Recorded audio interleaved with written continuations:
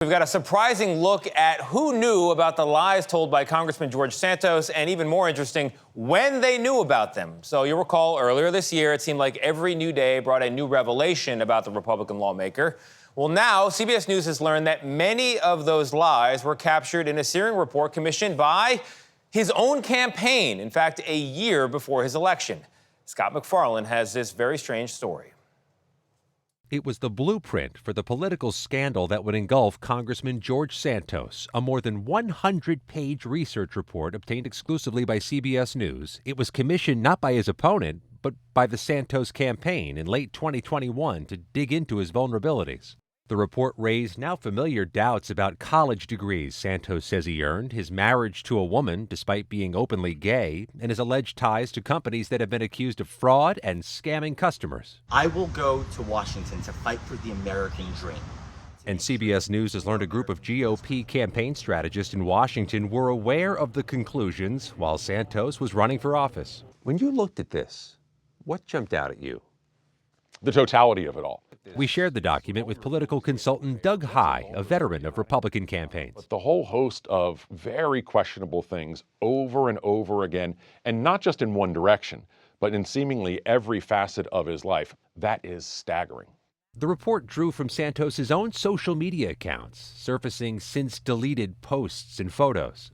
It questioned the true circumstances of his marriage to his ex-wife, observing that she may not have been a green card holder nor legal to work in the United States around the time of her marriage to Santos. It flagged comments Santos made, falsely claiming his grandparents were Holocaust refugees. And it echoed the federal criminal charges he now faces for allegedly misleading Congress about his finances. I have plenty of evidence. Upon seeing the report in 2021, several campaign aides encouraged Santos to drop out. When he refused, those aides resigned.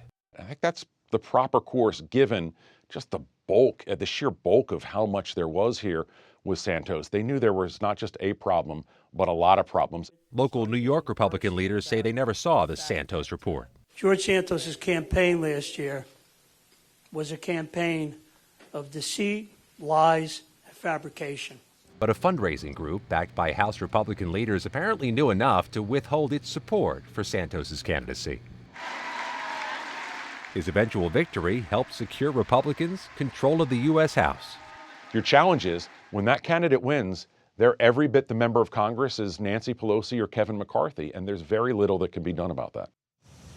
Santos has pleaded not guilty to those federal charges, and his spokesperson didn't comment on this vulnerability report. His ex-wife didn't return calls seeking confirmation of her immigration status when she was married to Santos. But despite acknowledging embellishing his resume, Santos has been defiant against calls he resign.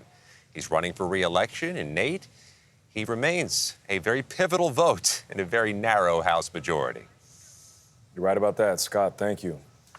It'll be interesting to see what the voters think about him, the people that elected him. It'll be interesting to see, because when I look at it, I just see hot mess, one after Those another. that voted after for another. you before, yes, they have changed their tune. You would assume that because of all of these allegations. Embellishment is a nice way to put it. I mean, you're making stuff up about your past. And so if you're a voter, you might feel like you were defrauded. I mean, you thought you were voting for person A. It turns out they were person B. If they get another viable Republican there, I think they'll get the votes. And that's the worst feeling, to feel duped as a Yeah, voter, right? you don't want to feel yes, tricked. yes.